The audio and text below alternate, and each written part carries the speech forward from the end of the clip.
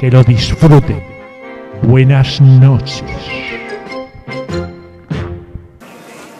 Te voy a arrastrar como al chipé.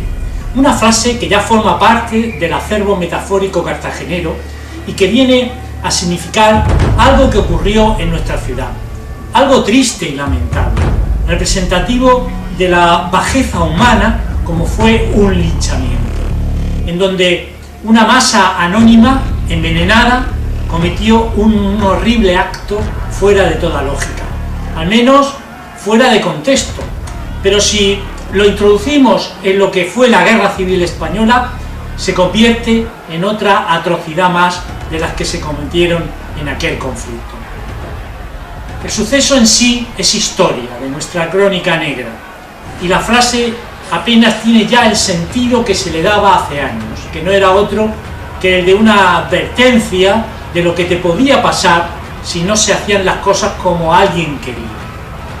Pero hoy, en Cartagena, en un puño, analizaremos las circunstancias que provocaron este linchamiento tumultuario y violento, quiénes fueron sus protagonistas y, por supuesto, quién fue la víctima de la venganza de una masa incontrolada, sedienta de sangre, que ajustició por sí misma a un asesino que quizás no merecía vivir, pero que tampoco se justifica su muerte mediante un linchamiento y arrastre por las calles de Cartagena.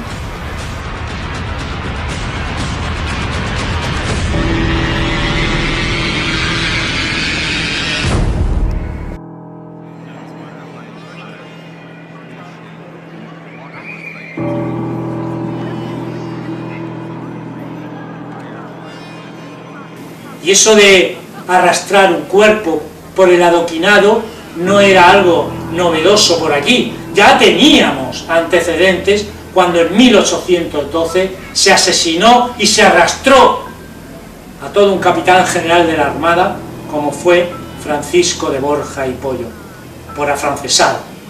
Pero bueno, eso es otra historia a contar. La verdad es que si se analizan las circunstancias que rodearon la muerte de este individuo, apodado el Chipé, después de tantos años, todavía desconocemos con exactitud lo ocurrido. Con esta nueva entrega de Cartagena en un puño, trataremos de unir más piezas al puzzle sobre este macabro linchamiento. Un paso más en las llamadas muertes del Chipé, en donde las nuevas investigaciones no resuelven completamente las circunstancias de este tumulto, con cientos de participantes, contemplado por miles de ojos y sin que nadie viese nada. Existen, como digo, varias versiones oficiosas que no la oficial, por parte de investigadores históricos que parcialmente han relatado y descrito lo ocurrido aquel 19 de julio de 1936, coincidentes en muchos aspectos y en otros no tanto, lo que ha generado muchas dudas sobre lo que realmente ocurrió. Pero me van a permitir que antes de incidir en los hechos ocurridos en aquella jornada, les presente a la víctima. Todo un personaje lleno de contradicciones, pero sobre todo de maldad. Juan Vicente Fernández, el Chipé, era un gitano nacido en 1901 en Alhama de Murcia.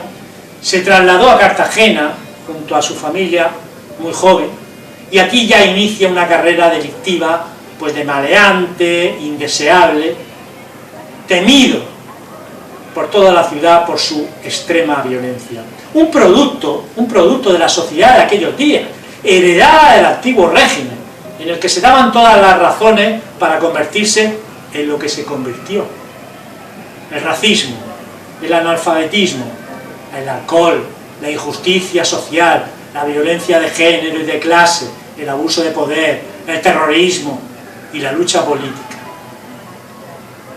El Chipé es un producto de todo eso, un producto marginal, engendrado en la desigualdad y en la incultura, abocado a convertirse en un chulo delincuente, en donde la violencia fue su único sustento y el temor que llegó a ejercer sobre los demás su seña de identidad.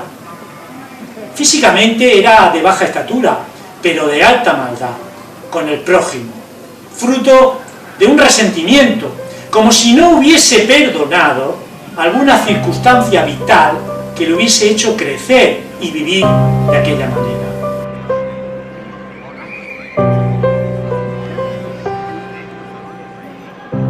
El Chipé se convirtió en el terror del barrio del Molinete, un lugar perfecto para su hábitat, el barrio chino de la ciudad, pues lleno de callejuelas por donde esquivarte si tienes que huir en de sus numerosos establecimientos, en donde la bebida, el juego y la prostitución acompañaban a todo tipo de personas y clases en busca del distraimiento y el vicio, aprovechándose siempre de los desfavorecidos. Allí emergían figuras como la del chulo, aquel que ejerce su poder sobre las mujeres a las que sometía por la fuerza, viviendo pues del producto que ganaban siendo prostitutas y a las que les cobraba un tanto en carne como en metálico. Así se ganó el Chipé su fama, a base de violentos crímenes que lo llevaron a presidio, pero del cual solía quedar bien librado a los pocos años, quizás por tener protectores influyentes a los que también servía en turbios asuntos. El Chipé, en definitiva, no era más que un maleante, un indeseable a quien nadie podía aguantar, porque era un escándalo cuando aparecía en un sitio. Cuando entraba en un bar, toda la clientela se echaba a temblar, pues nadie sabía por dónde iba a salir, y se le temía por su navaja, siempre dispuesta para el tajo traicionero o la intimidación. El rey de la puñalada, tan rápido como se llegó a decir que era capaz de pegar 20 puñaladas en un segundo. Siempre llevaba una faca que nadie veía, se la ocultaba en la espalda, a la altura de la cintura. Cuando hacía uso de ella, daba un paso atrás, mientras con la mano derecha apartaba el chaleco y sacaba la navaja en dirección de la ingle de su víctima. Por la brecha abierta incidía sobre los intestinos para que estos salieran por el orificio sin apenas sangre. Una herida mortal. Este navajazo, Made in Chipé, era el utilizado por él cuando estaba sereno, pero en caso en que estuviese nervioso, asestaba repetidas cucharadas con extraordinaria precisión y rapidez. En su dilatada carrera delictiva, acabó, entre otros, con la vida de su cuñado y por lo menos de 4 más, dejando a muchísimos otros malheridos en peleas y en reyertas. Parecía increíble que una persona tan menuda, de complexión tan débil, tan desmadrado, tuviera esa fuerza, que era más habilidad en el manejo de su navaja que otra cosa. Pero en donde realmente ejercía su maldad era con las prostitutas del Molinete, a las que tenía sometidas, ofreciéndoles protección a cambio de dinero. Estas les pagaban al Chipé para protegerse de él mismo, no de los demás. Llegada la República en 1931, elementos reaccionarios a este régimen no dudaron en contratar las habilidades terroríficas del Chipé para la defensa de sus intereses, sobre todo en las campañas electorales, en donde la violencia política era una constante. Él, que era un mercenario, se dispuso al servicio de sus influyentes pagadores.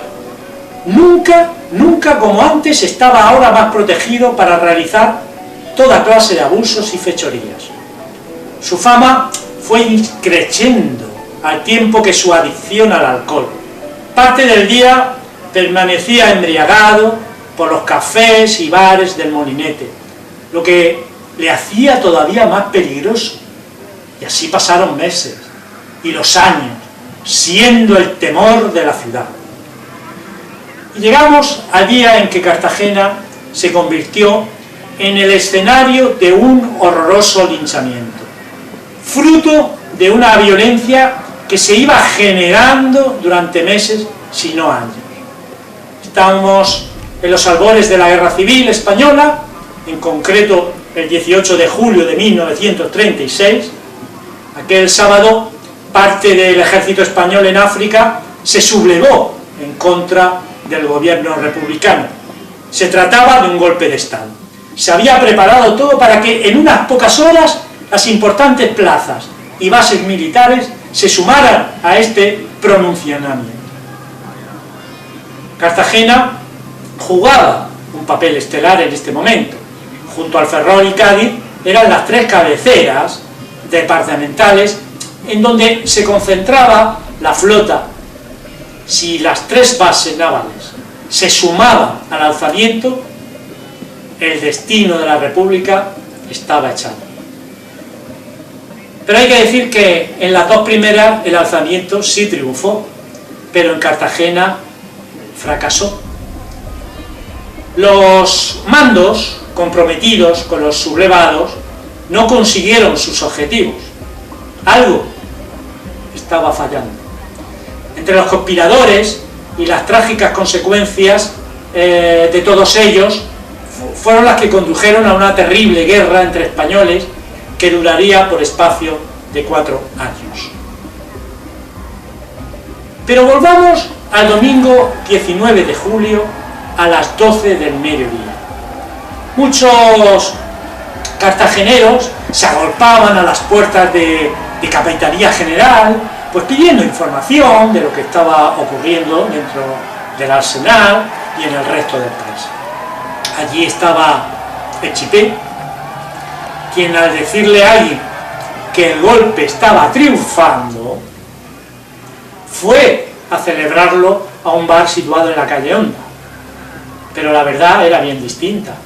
En Cartagena estaba pasando todo lo contrario. Desmantelado el alzamiento en el Arsenal, este y todo el resto de unidades militares, en unión de las fuerzas populares, permanecieron leales al gobierno.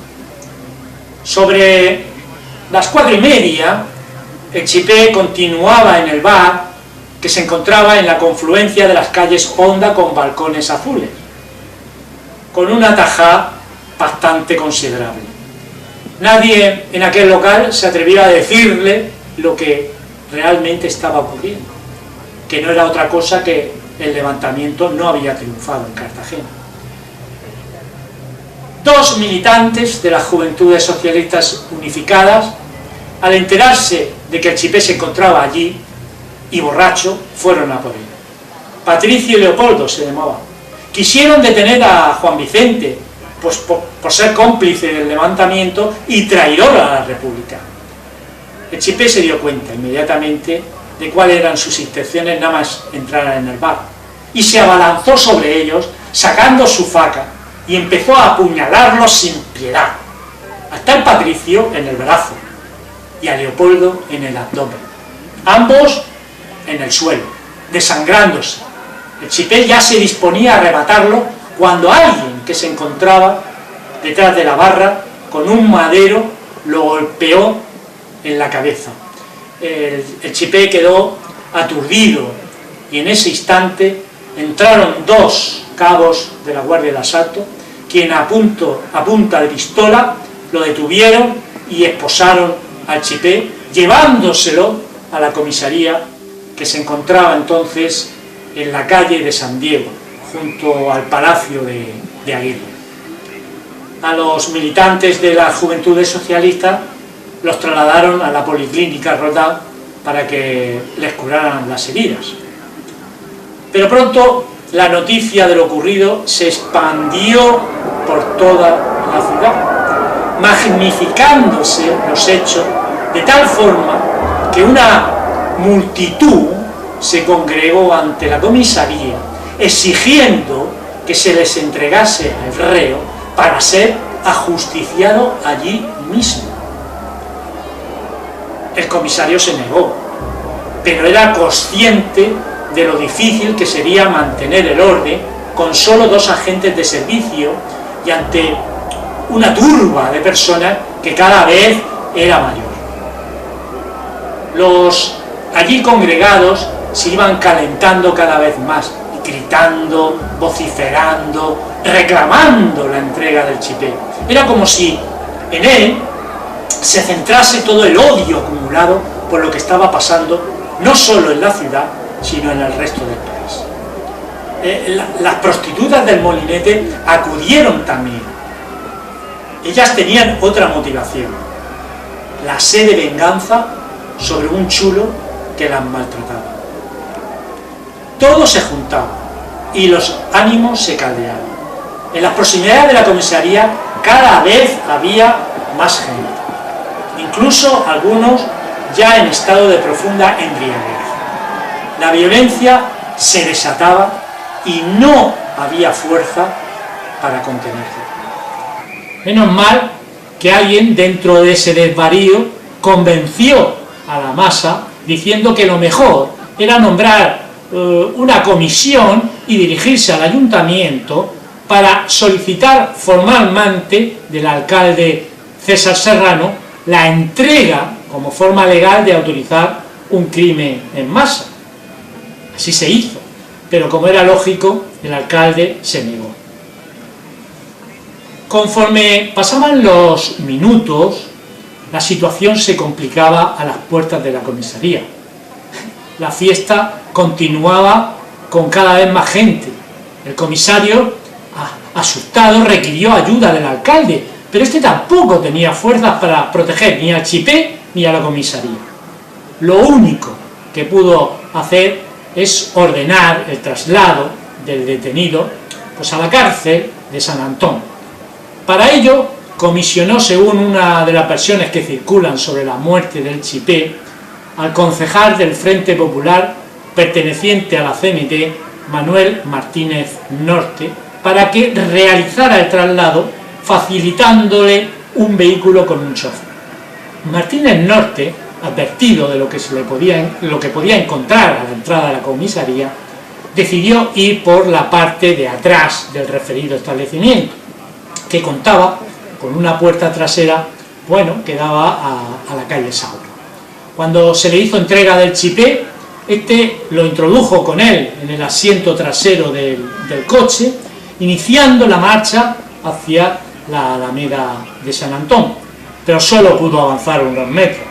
Advertida la muchedumbre, esta se movilizó y fueron corriendo hacia donde se encontraba el vehículo con el detenido, cortándole el paso a la altura de la calle de Sor Francisca Almendrale. Se calcula que unas 2000 personas enloquecidas rodearon el coche, imposibilitando su avance. Ante aquel tumulto que zarandeaba y golpeaba por todas partes, el cenetista, con la intención de evitar el linchamiento, o según otras fuentes, por ansias de protagonismo, desenfundó su pistola, una Star del calibre 9 milímetros corto, y se dirigió al reo diciéndole: chipé, te voy a hacer un favor. Juan Vicente, sin articular palabra, bajó la cabeza y se dispuso a recibir el impacto, un balazo en el cráneo que le causó la muerte al instante, acabando con la vida del chipé. Pero esto no fue suficiente.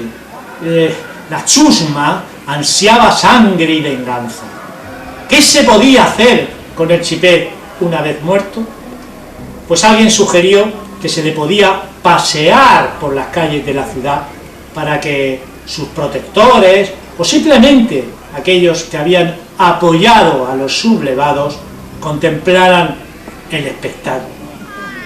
A todos estos se unieron muchos y muchas que sin tener razones políticas o ideológicas pasaron de ser inofensivos ciudadanos a sedientos de sangre en una especie de orgía violenta y sin sentido.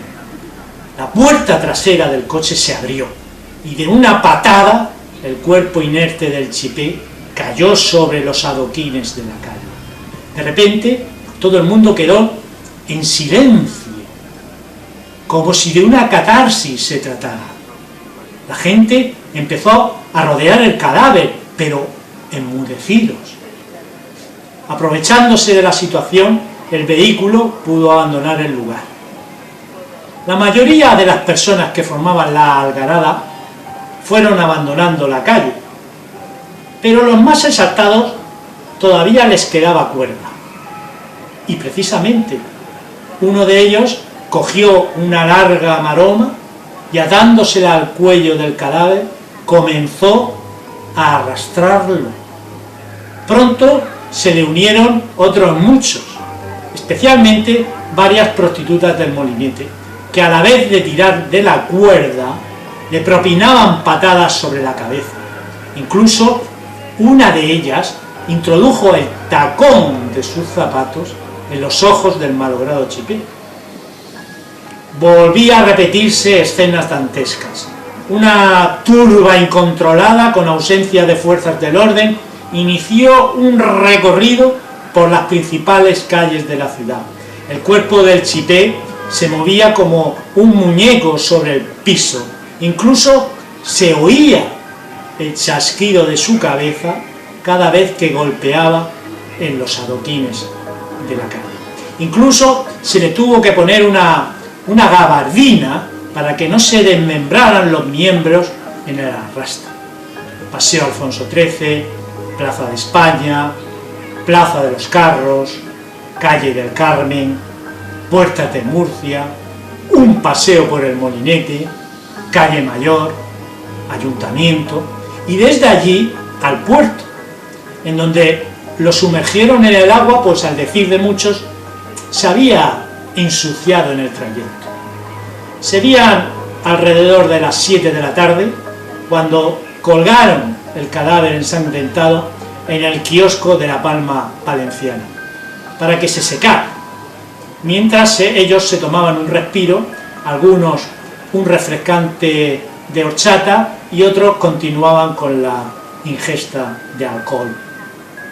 Pasado un tiempo, el arrastre continuó en dirección a la cuesta del Batel hasta llegar a las puertas de San José, en donde había un depósito de gasolina. Rociaron el cadáver con combustible para quemarlo, pero este se encontraba tan húmedo que no prendió. El sol ya se había ocultado y la noche se cernía sobre Cartagena. La chusma, cansada, decidió abandonar al chipé y retirarse a descansar. Mañana sería otro día, pero distinto a los demás. La guerra civil había comenzado en Cartagena. A la mañana siguiente, miembros de la Cruz Roja recogieron al difunto y le dieron sepultura en el cementerio de los Remedios, sin marca alguna y en una fosa común. Esta, como digo, es una de las tesis manejadas por los investigadores a la hora de explicar cómo sucedieron los hechos. Pero hemos hablado anteriormente de las llamadas muertes del chipé, pues por parte de otros investigadores esta tesis ha sido rebatida a la luz del descubrimiento de nuevos sumarios localizados en los archivos, en donde se juzga estos hechos e incluso se depuran responsabilidades por ellos.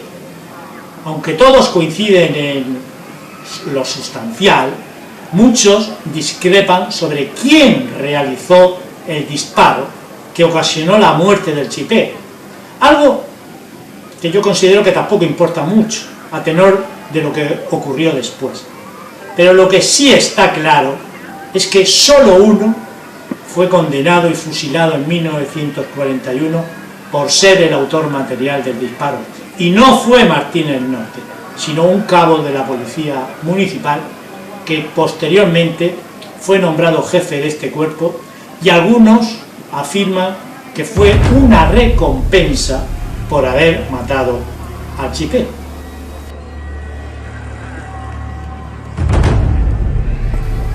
Pero quizás sea la aportación del catedrático de Historia de la Universidad de Murcia, Pedro María Egea Bruno, en su artículo Violencia de clase y construcción simbólica, Cartagena, 19 de julio de 1936, en donde mejor quede reflejado todo el contexto y la sucesión de acontecimientos que tratamos hoy en este capítulo.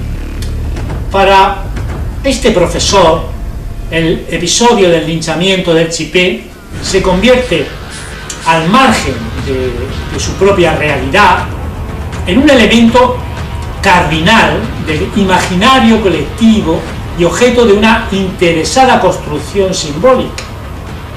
La muerte del Chipé puede interpretarse como fruto de una acción meditada para desarticular el proceso en marcha, en tanto la profanación de su cadáver como un alivio a una presión externa alimentada por la conflictividad de los meses precedentes y sobrecargada con la irresolución del levantamiento militar.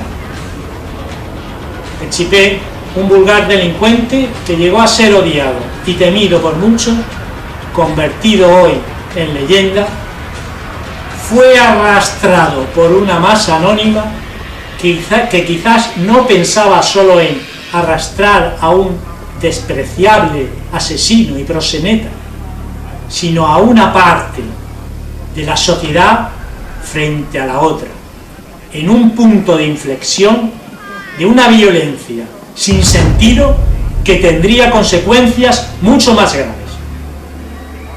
La guerra civil fue en definitiva la que arrastró al Chipé.